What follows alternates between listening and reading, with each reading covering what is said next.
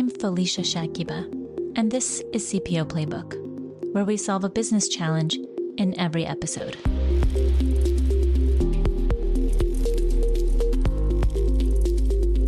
According to Forbes, research from the Corporate Executive Board, CEB, estimates that 50 to 70% of executives fail within 18 months of taking on a role.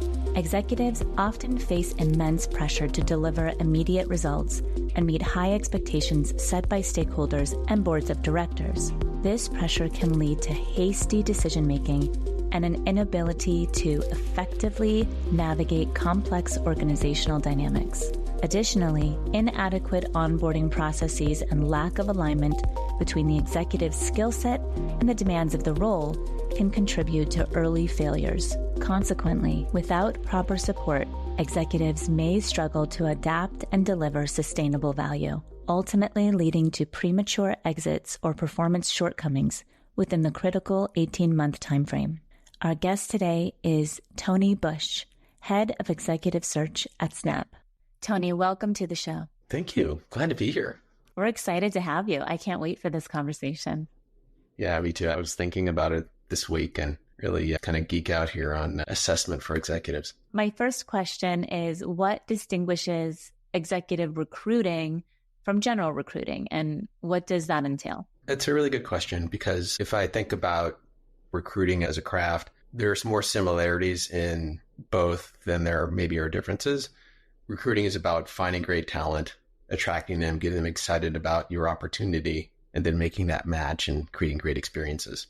It's the same thing for both. The differences are with executives, they have a large responsibility at any company. So the questions and assessment we need to make are not just about role and fit, but mindset. Are you well aligned to how we operate at this particular company? Are you okay with making tough decisions? And there's a lot of nuance in some of that assessment. It's not just black and white. And also, when it comes down to it, executives, of course, they make plenty more money. The discussions on what it will take, what works, their stock positions are often much more complicated than folks at an IC level. It's much more about the double-click discussions you'll have with a candidate, rather than it being black and white with a candidate who might be in their 5th or 7th or 10th year of work. And it's, do you do this or do you not? And with an executive, it's, how are you doing that? What's the impact been? Where have you done it? And is this the kind of place you'd like to continue doing it? So there's just a bit more nuance. And there's a lot more pressure, I think, that goes with hiring executive members, because they're responsible for a lot more. They are going to be representing different functions, or even just at the executive team level with the CEO. And so there's a lot of decision-making that goes into someone at this level, would you say? Absolutely right. The stakes are much higher. If you hire someone who ends up not being a great match for whatever reason, the ripple effects are just much more broad, and the impact can be much more negative, not only to that seat that they've occupied, but all the people that report up into that executive.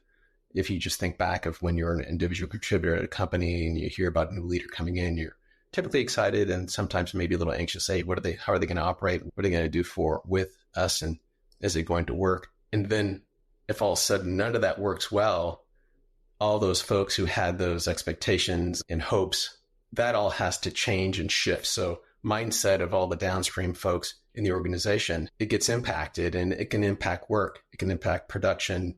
It can impact revenue. So it can really have really challenging and difficult outcomes for a company, not just that team or organization. It can really derail you. And the process is a little bit longer and more complex, would you say, for hiring? For sure. Yeah. I've been at plenty of companies where maybe over-index a little bit on the assessment and maybe have too many people talking to the individual. But the reason that's done is you really want to make sure that you're verifying the match from all facets. There's many more partners and peers, and sometimes it's the board that's involved. Sometimes it's, depending if it's a role that's outward, perhaps that there's a partner externally that we need to talk to. There's a lot more decision-making and factors that need to be considered when you're bringing in someone, certainly a C-suite, but even at the VP level and even some director roles. You really want to make sure that you're checking all the boxes and looking at the individual from all sides to make sure that you're not going to create that negative impact because maybe you didn't look at everything. And there are definitely challenges that you faced. Can you tell me a little bit more about that, those potential executives with Snap's unique culture and environment and how they might fit into the role? I would say that I've seen challenge not only with Snap, but many places I've been. Oftentimes what can happen is that an individual might have a particular perspective on a company or not. So for instance, with Snap, and I'll take my own experience, I was not a Snapchat user, and now I am, of course. But previous to that, I didn't have the right perspective to really understand the complexity of the platform. And likewise with folks that we bring in who we want to consider Snap, sometimes executives may think, oh, well, Snap's a great brand, really impressive company, been around for a while and addressing all the challenges that everyone addresses in the market today. Not huge, right? Not a huge company. And so sometimes they look at a company and think, oh, well, I'm coming from a large company and that's a small company. It's got to be easier. And it's not. And so it's setting that right perspective and expectation so that when folks do start to talk to us and understand the challenges we want to solve, there's a high level of complexity involved. The speed at which we run is higher than most places I've been. We're highly collaborative, so it's not just swim your lane. You need to reach out and partner with folks that are going to help you achieve the goals for your organization and also the company. The complexity of the work, the speed, the expectations we have on being knowledgeable in not only your work, but your entire function and making sure what's happening on the ground.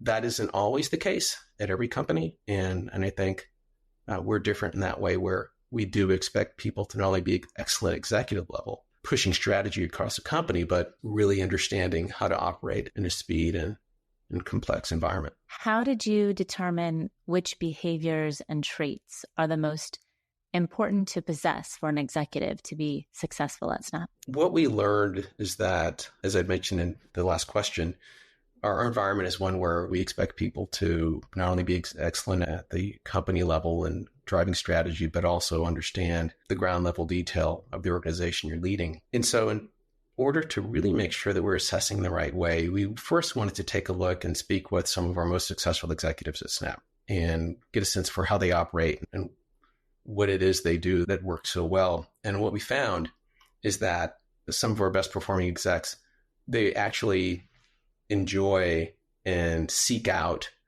the detail that their teams are delivering, the work products, so that they are able to take that information and then apply it to their strategies when they're partnering with other execs in the company.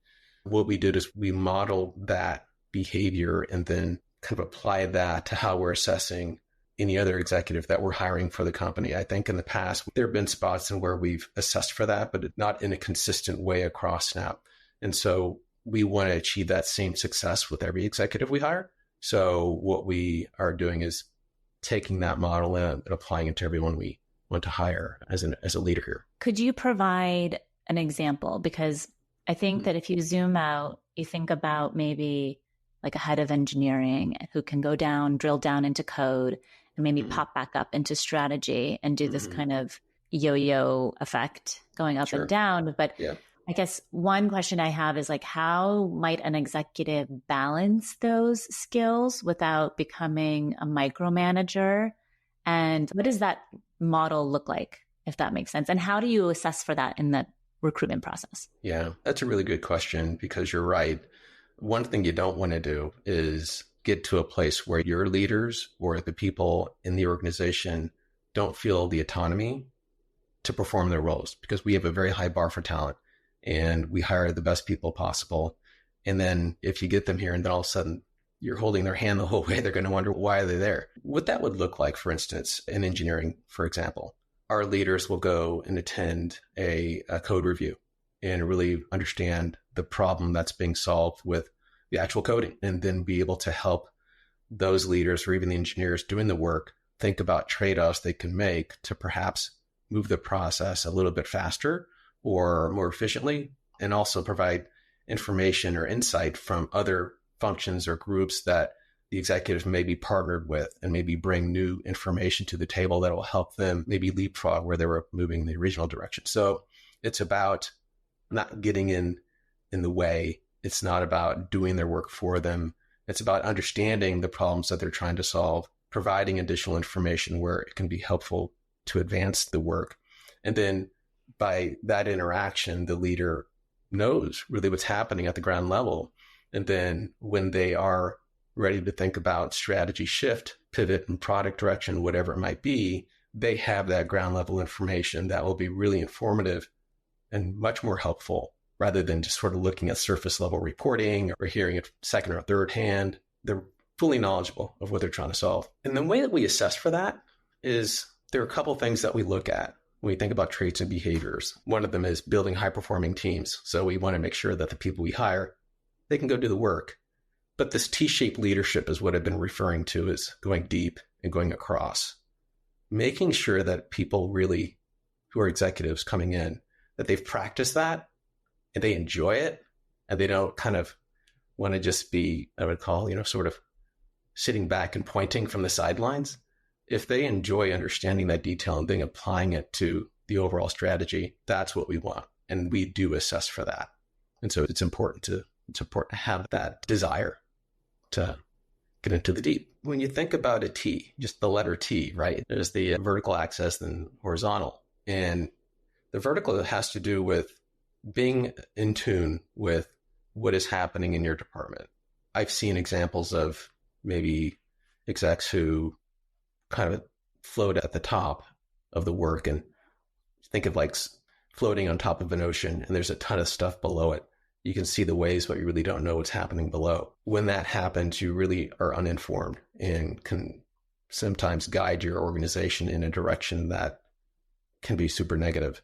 On the vertical axis, going deep, as I gave the example, being in a code review, understanding the work, what are the problems being solved? Are there problems that are maybe too challenging to solve and maybe need to think about a different way to get the work done? So getting very deep, that's the vertical. And then the horizontal is being able to take that information, partner with functions that help you deliver your work product, informing them, and then creating a strategy that can drive everything forward at a company level. So that T-shaped leadership it's really part of our culture and how we lead. And it's important to the strategy that Snap has to move forward.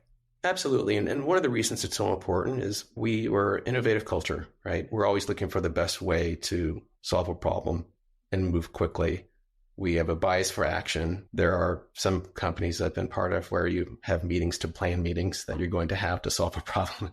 We don't do that. We see a problem, we solve a problem. And so when you have the information, you're able to move much more quickly. And so that's why it's really an important facet to have. Could you provide an example of successful executive hires at Snap who might have come from a different industry, but brought valuable skills and perspectives to the role? So there's a couple things I think about when we're looking at talent to bring in potentially from different verticals. And the one thing that I've learned at Snap is that with our product functions, like product management and software engineering, they tend to be pretty much centered on our product category. And there are particular companies we admire that have like talent. And so we tend to stay pretty close to our functional areas and verticals when it comes to creating the product. However, you think about corporate functions, even my role in the people team or finance or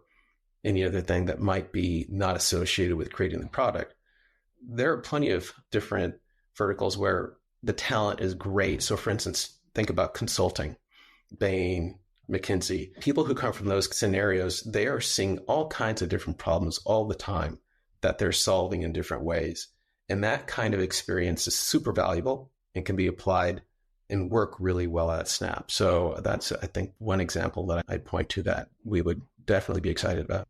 Yeah, I think I can relate because in my consulting practice, I feel like a lot of the work that I do, even just for my clients, it's because I've worked with so many different scenarios, different personalities, different organizational designs, and different industries. I've worked with manufacturing all the way to fintech or ad tech. And it's so eye-opening because in the consulting world, you see so many of the same problems over and over again, and you've kind of learned how to adapt in any situation. And so those are the types of, I guess, competencies that you look for in an executive team member who can really bring, or should I say, deal with ambiguity in any moment, right? So dealing with ambiguity, would you say, is that the competency you might look for? That's definitely one of the competencies we look for. And it's not only at the executive level, but we think about it even down to some IC levels, because things aren't always black and white, right? I think anyone who's a professional realizes that, especially in a corporate scenario, you need to ask questions and probe and understand. And sometimes you need to actually move forward in your plan without having all the information. So being able to function in that sort of gray space is important. But what's key is that when you are operating that gray space, you probably need to ask a lot more questions along the way to make sure you're not going down a path that's really off track. You always want to be able to course correct. But yes, I would say that dealing with ambiguity is an important one. And going back to your question on looking at different industries of people who might be successful at Snap, or really any one of the areas that I know corporate America has been really focused on for quite some time and trying to get better at, is hiring diverse talent. And when you think about hiring diverse talent, there are companies in our country that have been around a very long time who have gotten pretty good at it. So for instance, if we thought about going to hire someone, again, in some of the corporate functions, looking to the Johnson & Johnsons of the world, or Coca-Cola, or any of these that have been around for 100 plus years, they have very diverse executive talent and even individual contributor talent. As we continue on our path to really perform well in that area, we do think about looking at companies outside of technology to create a much more balanced and representative company. What strategies or methods have you found effective in ensuring that executives at Snap are equipped to be successful in their roles, particularly in terms of understanding the company's unique challenges and dynamics? One of the things that's really important to us is making sure that every executive is tied to what I would call their network. So they're going to be partners that they're going to be hand in hand with doing their work. And so it's going to be really important that they have early and often meetings with those people. So when they come in the door, we want to equip them with a list and even meetings that are preset with their partners, with peers, of course, their team, and their support group. So for instance, if they need to go and hire, they would talk to me or some of my peers in talent acquisition to really think about their plan and execution. Of course, their partnered HR person, they're doing the work hip to hip. And so we have an outline plan for who it is that they need to go and meet with. And then along the way, let me put it this way, if you jump into something new and you're doing the work, you think it's all great, but maybe you're operating or saying things in a way that doesn't resonate with your team. And if you keep saying them, that's not going to be great, because they're going to think that, well, this guy's kind of a jerk. Why does he keep saying XYZ in that way? And so we like to provide feedback to the executives so that we catch those things early. And so they can pivot and adjust their approach, maybe adjust to asking more questions and probing before sharing or pulling people into a project. So it's about learning, of course, and we emphasize that. Most people we hire know that, especially at the executive level, that in the first 90 days, it's nothing but a large part of how they operate is by questioning, meeting, learning, understanding the culture, who are the people you should work with, and to solve your problems for your team. We do make sure that we get them in front of all the right people, provide plenty of feedback along the way. And this isn't just the first 90 days. This is really, you're thinking about a ramp is typically a year. I'm just at the end of mine and I think I know enough. So there's learning all along the way, and they continue to learn after a year. Of course, the meetings and feedback will not be as prescriptive. They'll have their own plans and will have set up relationships with people. But we definitely want to give them a starter kit and make sure they're on the right path, have the right information and the right feedback so that they can be successful. Because like I said earlier, we move a little fast, and it can get challenging if you don't have all the right support. And it's a little bit of a dance between when an executive starts their onboarding journey, let's call it. It's having the right mix, that right balance of how fast you solve a problem and get those early wins, and how you might need to slow down and say, don't jump in too fast. You need more history. You need more context. That's a tough one. I see you smiling, and I feel like you know what I'm talking about. Well, I know what you're talking about because I was that way. And I think most people who lead and like to have great outcomes, you get a little antsy and you want to dive in and do stuff. And it can be dangerous, right? You do have to exercise patience. Not plenty, but at least my two leaders said, pace yourself, take time, keep learning, ask questions. And they're so right. Because the more information you gather, the better off you're going to be, the more good you will do. It's true. You do have to balance the desire to get in and do stuff and make things happen with being patient, learning, making sure you're operating within the culture and making sure that what you do resonates with people. That's, I think, way more important than trying to deliver something within your first 4 to 8 weeks. That's just probably not realistic. You almost need like a side hobby to distract yourself from jumping in too quickly. Yeah, I don't know, get on the treadmill or go play pickleball or whatever you like to do, Yeah, exactly. As someone who's been with Snap, I'm very curious. You've been there for a year now, or almost a year now. That's a good amount of time to really know. These days, yeah.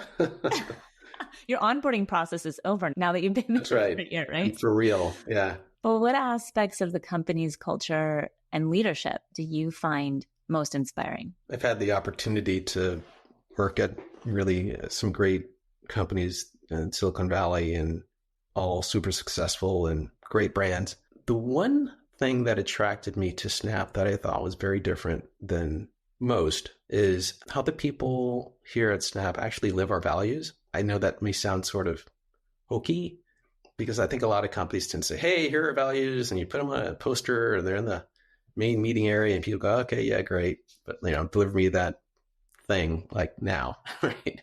Or people may not be treated very well because it's about the bottom line. The bottom line is important at Snap as well, clearly, right? We're a public company.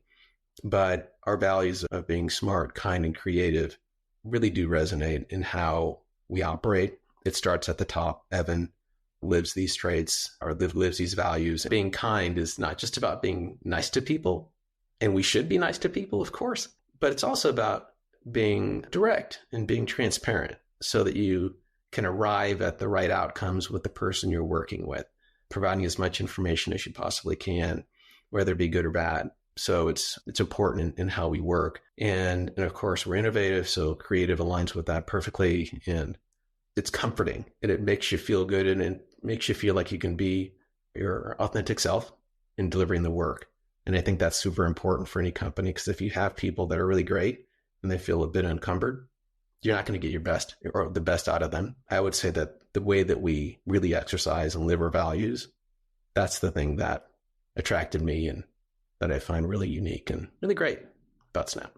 That's good to hear from someone in your position, because you're the one assessing the first round of people to see if they're actually going to live their values and what examples they might have in their past to show that. That's right. And I think it's one of the hardest things to do as an organization, not just live your values at the top, which is of utmost importance, but also permeate those values all the way down to those newcomers, right? People who walk in the door. That's right. And it's probably one of the reasons why Snap has been successful and is still moving towards that future. I think that's a really big piece of your success, if I were to guess. People stay because they have a good time. There's a lot of great work to do.